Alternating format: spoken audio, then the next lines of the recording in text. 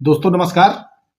दोस्तों आज का विषय है कि अगर आप किसी घटना में नामित हैं, नामित अभियुक्त हैं और आप फरार हो जाते हैं या आप मौजूद जरूर हैं लेकिन पुलिस की कार्यवाही में आपको फरार घोषित किया गया है, आपके खिलाफ एनवीडब्ल्यू जारी कराया गया है और आपके विरुद्ध कोई उद्घोषणा जारी कराई गई है धारा 82 सीआरपीसी की कि अभियुक्त मिल नहीं रहा है, फरार है, उसकी कुर्की कर ली जाए, ये उद्घोषणा हो गई है।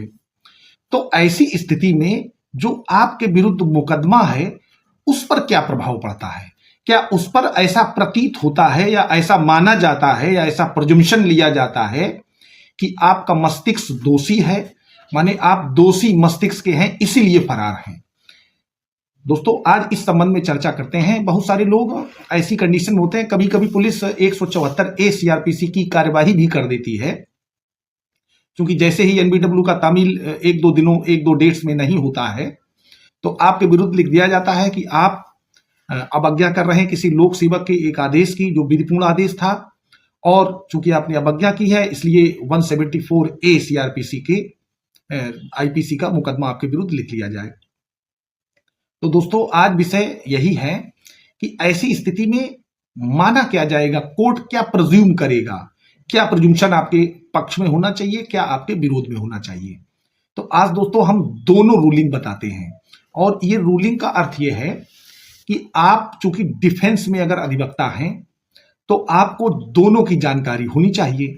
जब दोनों की जानकारी, या आपका मान लीजिए मामला है तो आपके पक्ष में कौन सी रूलिंग आए जिसको लगा करके आप अपने मुकदमे में सफलता प्राप्त करें। क्योंकि माननीय उच्च न्यायालय या माननीय उच्चतम न्यायालय द्वारा जो भी जजमेंट होते हैं वो अन्य सभी कोर्ट्स पर प्रभावी होते हैं, उनकी रूलिंग्स को माना जाता है। तो दोस्तों आज इस विषय पर चर्चा है।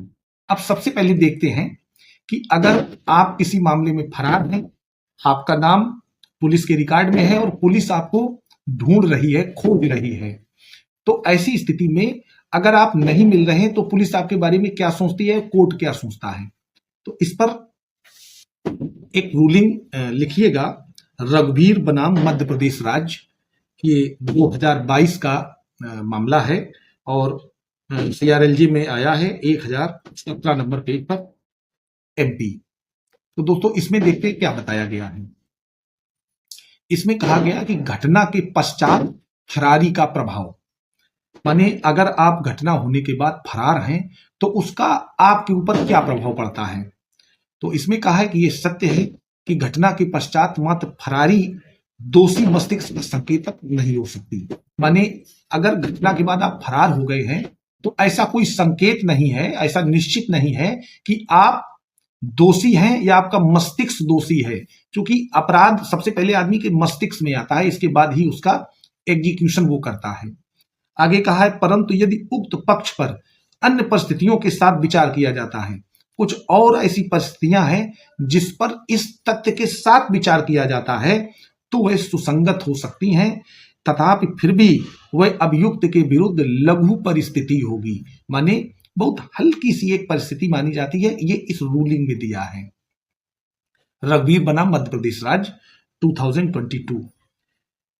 इसके बाद अब दूसरे पहलू पर चलते हैं कि ऐसा कभी होता है कि आप फरार हैं तब उसका क्या प्रभाव पड़ता है। दूसरे केस में क्या कहा है, दूसरे केस में कहा कि घटना के पश्चात फरारी दोषी मस्तिष्क के संकेतक के रूप में ही मानी जाएगी।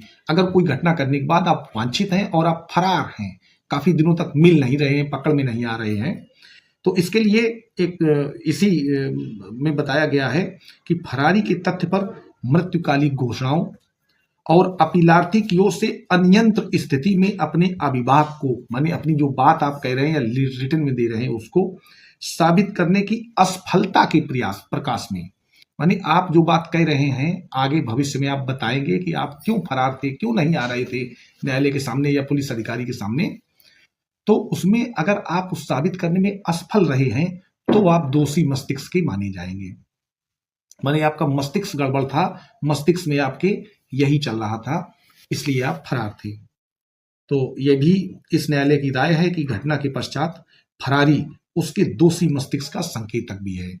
तो दोस्तों अगर किसी घटना के बाद आप काफी लंबे समय तक, लोग क्या करते हैं, जैसे न्यायालय से कोई सम्मन आया या मान लीजिए कोई एफआईआर दर्ज हुई, एफआईआर दर्ज होने के बाद विवेचक से किसी से मिलवा दिया, मिल लिए और उसमें गिरफ्तारी नहीं की, और उधर केस डायरी में आपका चल रहा है कि आप इस मामले में वांछित हैं और आपकी तलाश की जा रही है, तो 2-4 महीने, 6 महीने, हो सकता है 1 साल तक आपको विवेचक बचा ले जाएं, लेकिन वो बाद में आपका 174 का या तो मुकदमा दर्ज होगा या बाद में ट्रायल में जब ये पोजीशन आएगी कि आप इतने दिन फरार थे, माने आपका मस्तिष्क दोषी था, तो आपके विपरीत वो बात जा सकती है। तो दोस्तों, आज मुझे लगा ये एक लीगल क्वेश्चन था, इसलिए आप लोगों के सम्मुख इसकी चर्चा कर ली। धन्यवाद।